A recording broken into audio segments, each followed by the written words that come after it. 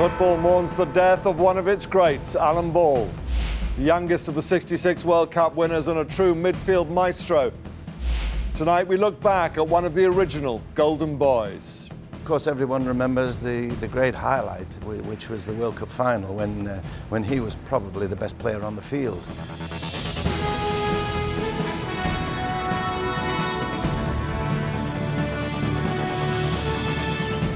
Those who watched that day will never forget Alan Ball's flair and energy at Wembley in 1966. I'll be speaking to another of the England youngsters in that final, Martin Peters.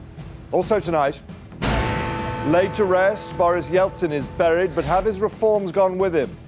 The Spectre murder trial, the case begins against the flawed pop genius.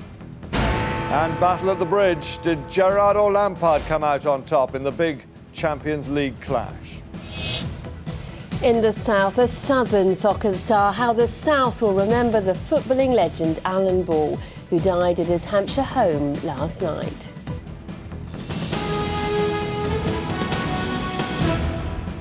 Good evening. Alan Ball was England's human dynamo on that electric afternoon in July 1966 when they won the World Cup.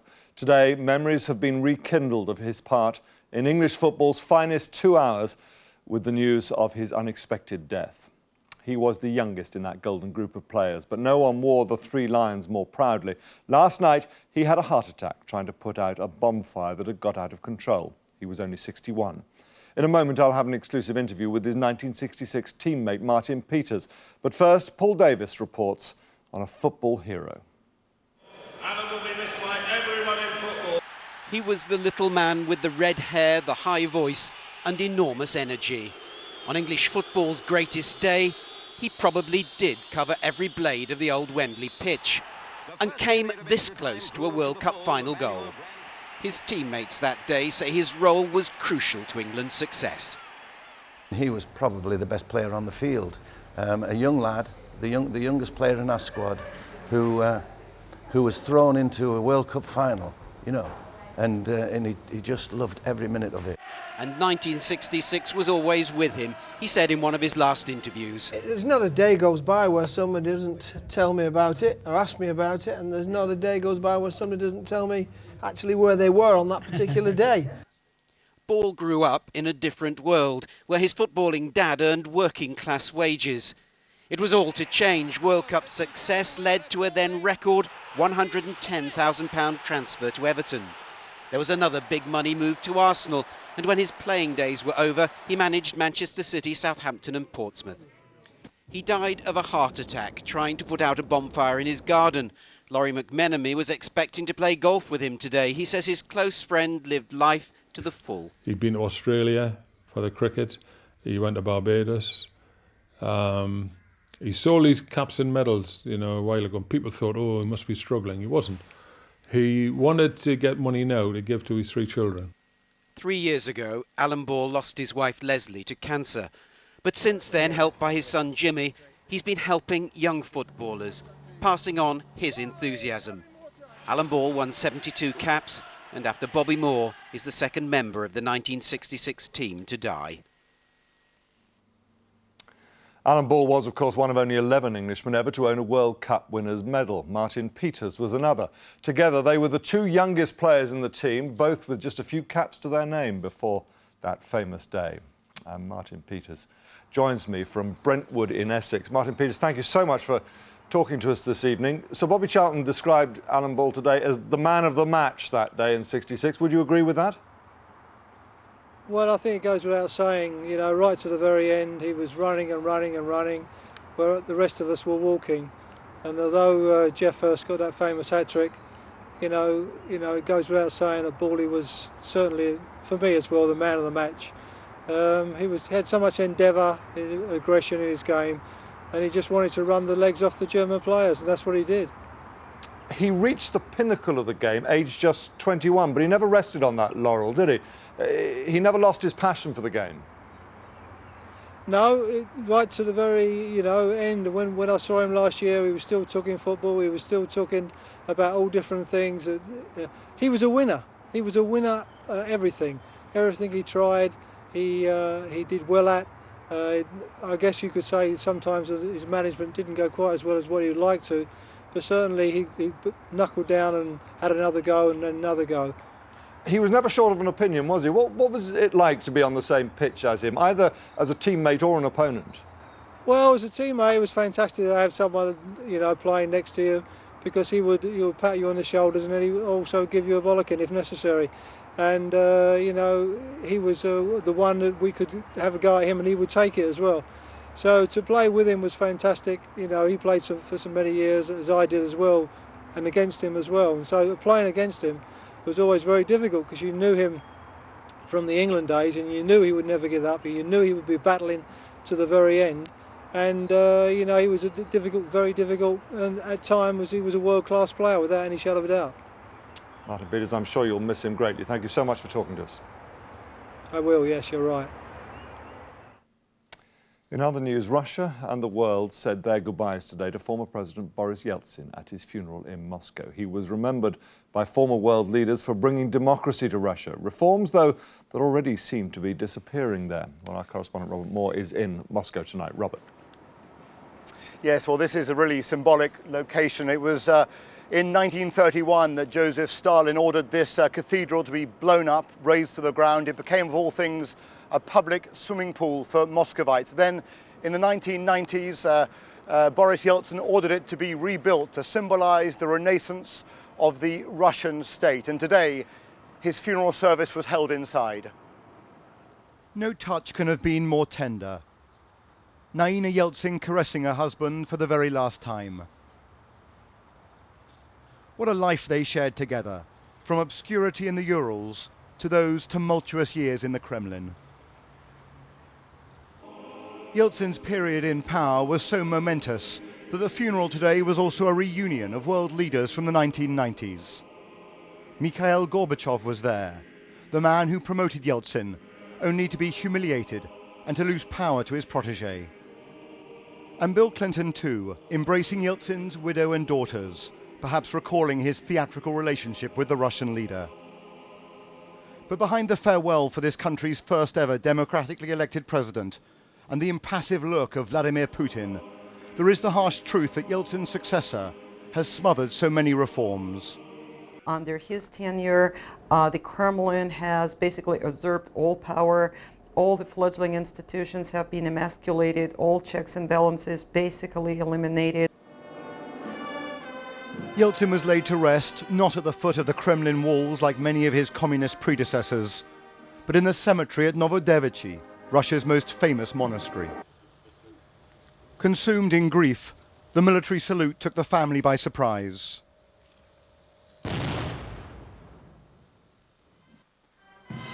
Boris Yeltsin's tragedy is that his reforms are being rolled back by his successor, and the Russians who once loved him remember him instead for the chaos and corruption that marked his rule. Robert, he did change Russia, and we hoped forever, but there are signs that isn't the case, aren't there? That's right. I think Russia really has moved on. You know, people remember the heroics of 1991, but they also remember very powerfully the banditry, the economic meltdown that consumed Russia throughout the 1990s. That's why I think there was no evidence of public grief on the streets of Moscow or other Russian cities. This has been, James, a day of real symbols. No symbol greater than the fact that as Boris Yeltsin is being buried, so too are many of his reforms and his democratic ideals as President Putin, his successor, takes this country in a dangerously authoritarian direction. Robert, thank you. Still to come on the programme tonight, Chelsea score the first in the big Champions League game against Liverpool, but how did it end? And there could be someone out there, scientists discover a planet that can support life. But first, suicide bombings are, of course, shocking, whoever carries them out. But when the bombers are children, well, that seems particularly disturbing. In the Middle East, there are signs that terrorists are getting younger, sometimes as young as 15. Tonight, we have the final report in our series on the children of the front line, too young to die. Chris Rogers reports on the boy bombers, contains disturbing images. The youngest suicide bomber captured before he killed. The recruitment of the unwitting child militants. we confront the terrorists behind Palestinian boy bombers. It's an image we can't forget. The Palestinians' youngest suicide bomber loses his nerve and gives himself up. 15-year-old Hassam Abdu's failed bombing sent a clear message to the world. Militants are recruiting children. But there is more to his story than revealed that day. Hassam's mother shows me his bedroom, with Winnie the Pooh posters and a window riddled with bullet holes from Israeli and militant gunfire. She describes a depressed and unpopular boy who skipped school to walk into the arms of militants. These friends told him to forget about his mum and dad and to go with them. They had a greater influence on him than us. We forced him to stay indoors, but it didn't help because they manipulated him. They are all martyrs or prisoners now. So how do you feel? Hassam's parents believe Al-Aqsa militants took advantage of Hassam's unhappiness to persuade him to die. This wall has been built through and around Palestinian territories to protect Israel, and it's worked with just 2 suicide bombings in the last year.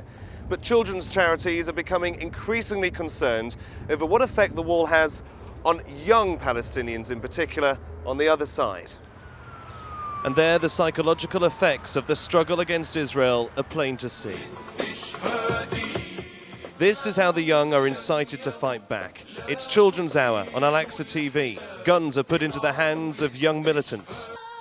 And in a dramatisation, the daughter of a female suicide bomber picks up a stick of dynamite and sings a vow to follow in her mother's footsteps. Another failed Al-Aqsa boy bomber is displayed to the cameras by Israel. 15-year-old Mohammed Nadi stands by his death wish for Jews until a message from his mother is read to him. They put you in this problem and they abandon you. No one is caring about you anymore. All of them deny. All of them deny that they sent you. Please say everything. Tell them who sent you. Al-Aqsa are so desperate to deny they use children, one of their leaders came out of hiding to meet me. Despite the obvious dangers, I wanted answers. Instead, I was asked the questions. He showed me a photo of his friend killed by Israeli rockets. Would you want revenge, he asked me. They say we are preparing Palestinian children to make an aggression? Well, I'm a wanted man. If they kill me, do you think my son will give the Israelis a flower? In the blame game, one thing is clear. Both sides cause the misery, hate and abuse of Palestinian children. Robbed of childhood, robbed of peace, caught in the crossfire of an adult war. Chris Rogers, ITV News, the West Bank. And in the West Bank today, a protest was held for the kidnapped BBC reporter Alan Johnston. Israeli and Palestinian journalists came together to demand his release. He was kidnapped by Palestinian gunmen over 6 weeks ago. There is smouldering resentment tonight among business leaders about plans to give workers paid time off to get treatment to help them stop smoking. The suggestion has come from NICE, that's the health watchdog. Of course, healthy workers are better workers, but companies say that footing the bill could seriously damage their wealth. Isla Traquair reports. Smoking is big business, but smoking also costs business big money. £5 billion to be exact. Now employers are being urged to take control and help their staff quit or continue to lose out. Each year about 34 million days are lost in England and Wales through sickness absence caused by smoking. On average, they take an extra 8 days sick leave a year than their non-smoking colleagues. In all, each individual smoker is estimated to cost their employer just over £1,200 a year. We put these figures to the test and asked smokers Oliver and Andy to take a head camera for the day to find out if their quick cigarette breaks really do make a difference. Andy and Oliver, who aren't heavy smokers, spend roughly an hour away from their desks every day. That adds up to 5 hours a week. In a whole year, excluding 4 weeks holiday, that's 240 hours. So it's the equivalent of 30 working days wasted. But will employers be prepared to cover the cost to help staff give up? When presented with the facts, which I wasn't aware of until this report came out, that you can lose on average 8 days more with a smoker than you do with other people, with other non-smoking staff, that's a cost to a company. So in pure economic terms, it does seem a sensible approach to give them support to stop smoking, and then you get more out of your member of staff. Their boss may be keen, but Andy and Oliver aren't. I probably wouldn't take them up on the offer because, you know, I kind of appreciate the amount of time I take off work to begin with, and I wouldn't want to impose on them anymore. The guidelines may suggest it, businesses may be willing to fund it, but it'll be up to the smokers as to whether they really want to stop. Isla Traquair, ITV News. Well, let's have a look at the markets now, and we start in New York, where a little bit of history has been made on Wall Street tonight. The Dow Jones Index closed above 13,000 for the first time ever. It ended at 13,089, which is up nearly 136 points. In London, the FTSE 100 share index finished at 6,461. That's up 32 on the day. And the pound's worth just over $2, down a fraction of a cent. Astronomers are already talking about it as a kind of home from home. It's a new planet that's been discovered that could be something like Earth and able to support life. They think it may have rocky mountains, warm temperatures and flowing water. But then from nearly 120 trillion miles away, it is pretty hard to tell. Our science editor Lawrence McGinty has been having a look. Deep in space, astronomers have found 200 planets. But the chances of finding life on any of them are negligible. They're either too big and gassy, like Jupiter, too close to their suns and therefore too hot, or too far away and so too cold. But now there's a planet that could support life. It's the smallest planet yet found, the one closest to being like our Earth. Travelling through space at the speed of Concorde, it would take over 20 million years to reach the new planet. It orbits a red dwarf, a star colder and smaller than our sun. But its orbit is what makes it really interesting. Any closer to its sun, and it would be too hot for water to exist as a liquid. Any further away, and it would be too cold. But this orbit is just right. It's in the Goldilocks zone, as astronomers call it. Compared to the Earth, it's about half as big again, and 5 times heavier. Its gravity is twice the Earth's, so you'd feel pretty heavy. And a year lasts only 13 days. But if, repeat, if there's water there, there'd be an atmosphere and maybe conditions just right for life.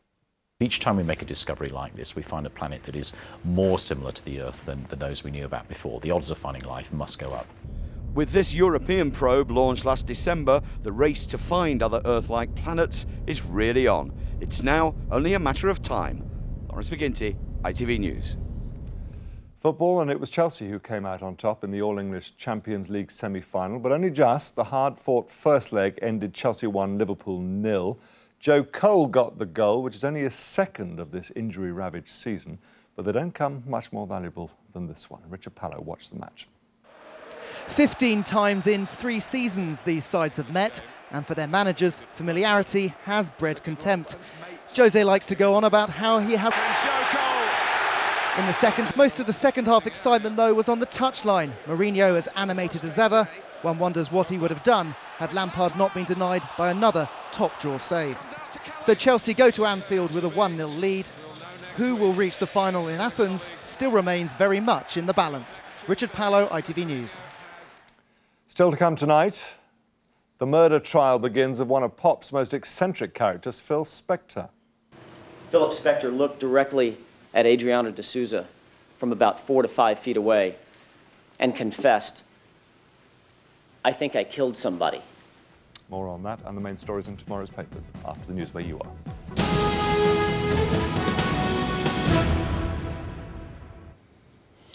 Hello and welcome to the news now in the South.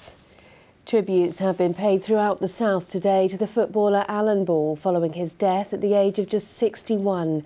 He was found dead at his home in Warsash near Southampton early this morning after a suspected heart attack. Both Southampton and Portsmouth fans will remember him as a soccer hero, as Hugh Kirby reports. Alan Ball, born in Lancashire but a football legend who made the South his home. Short in stature, huge in influence.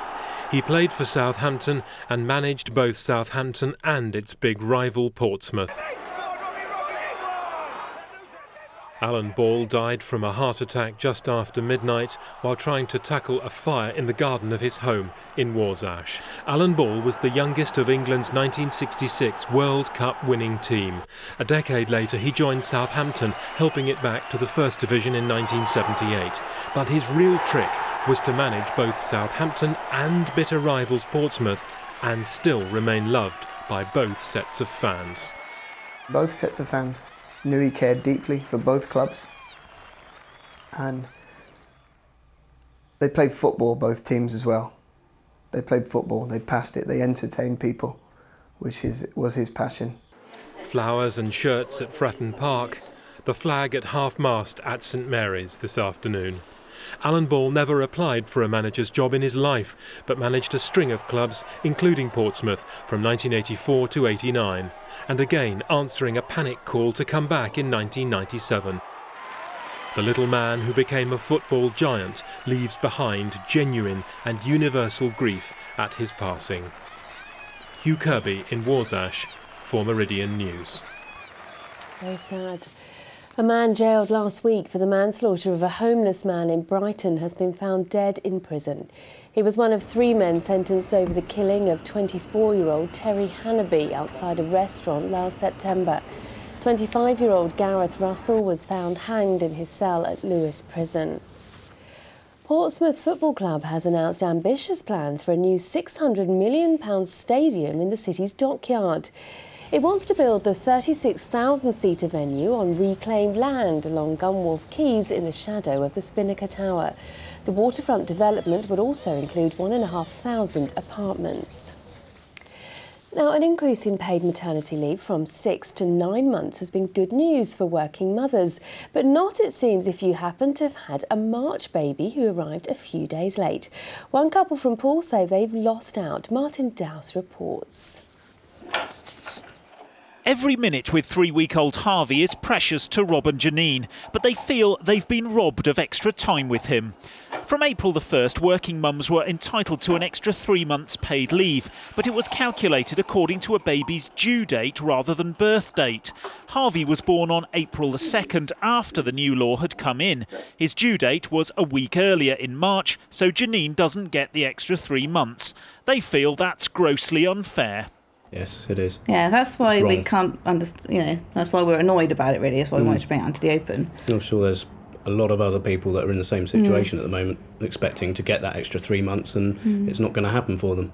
The Department of Trade and Industry says that using a child's birth date would prevent employers from planning maternity leave in advance. But rather perversely, parents of babies with a due date after April the 1st, but who were born prematurely before the new law came in, were still entitled to the extra leave. It should work both ways. If my baby is born in April, he should be entitled to the extra 3 months, like with me and the family, and the extra money would have been great. Shame, really, because they're doing so much at the moment for families, working people, tax credits and all this, and it's something so simple that they should have got right. They haven't. Rob and Janine feel there should have been more flexibility in the new system, or that it should not have been calculated by something as notoriously unpredictable as a baby's due date. Martin Dowse in Poole for Meridian News. Now, motorists on the Redbridge roundabout in Southampton had more than the usual traffic to contend with this morning. A herd of cows had escaped from their field and made it up the Nursling Slip Road, where they ran amok, holding up traffic during rush hour. They were successfully taken into a field with no injury to man nor beast. Well, let's take a look at the weather now. Here's Gemma Humphreys.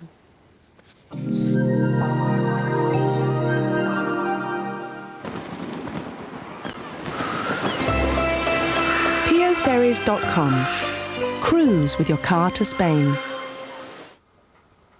Good evening. Well, the first half of the night will start off clear and mainly dry across the region, but showers will move in towards dawn. Temperatures Up into double figures in the east, but further west between 8 and 9 Celsius. Tomorrow morning, starting off fairly dull and grey in places. We will get 1 or 2 glimpses of sunshine, though, by mid-morning, and into the afternoon everywhere will dry up. We have got that brisk northeasterly, though, just taking the edge off those temperatures. Even so, temperatures will reach highs of 18 or 19 Celsius. 19 is 66, with just a low risk of a shower through the afternoon. Good night. POFerries.com, sponsors of Meridian Weather.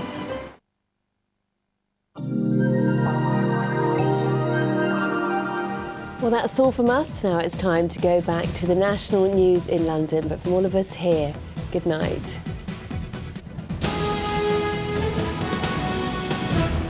Hello again. A reminder of our headlines tonight. Alan Ball, hero of England's 1966 World Cup winning team, has died unexpectedly of a heart attack, aged 61.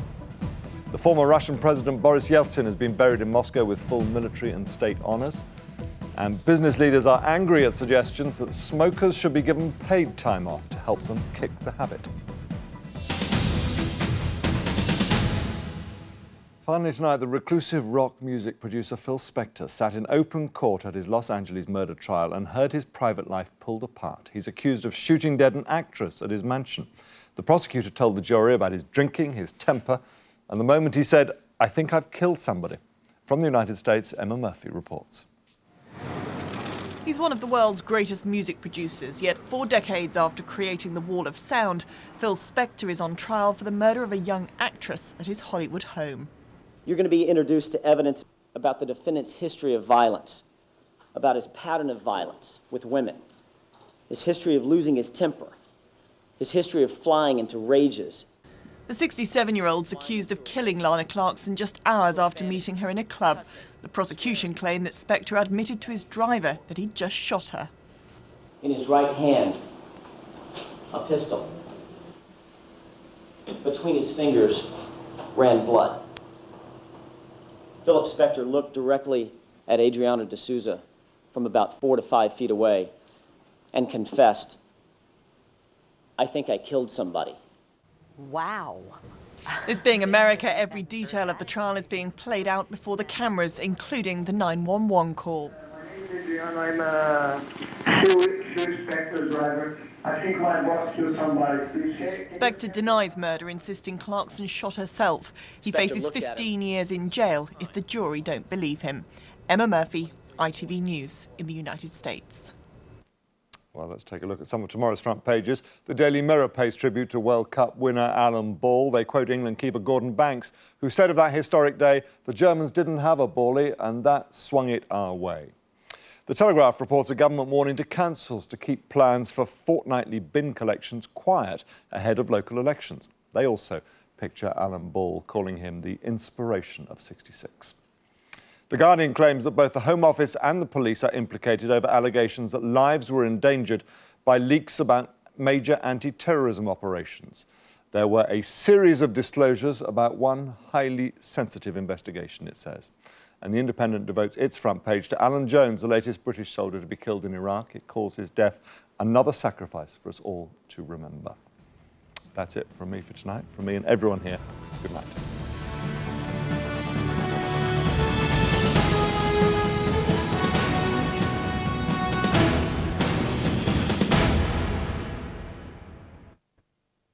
It's like a fat wizard riding a dragon. It's a whale playing golf. Look, he's in the bunker. ITV National Weather, sponsored by Powergen. Hello again, good evening. After last night's record-breakingly warm temperatures, tonight it's all change. A much cooler picture across the UK, and in fact we could expect a frost across Northern Ireland, but weather-wise it is going to be a mostly dry night. So looking ahead to tomorrow, where you saw all the cloud and rain across northwestern parts of the UK today, tomorrow you're going to be rewarded with plenty of sunshine. In fact, as you can see, almost unbroken sunshine, the best conditions expected for you. Elsewhere, fairly cloudy, rain at times as we start the day, but as we move into the afternoon, that cloud and rain gradually becoming confined to the far southwestern fringes, western parts of Wales as well. Always cooler down the eastern coastline, I think, but temperatures away from that reaching a very respectable 19 Celsius. Good night, I'll see you tomorrow. Bye-bye for now. I know what it is. It's a banana, but he's crying. Positive energy from Powergen.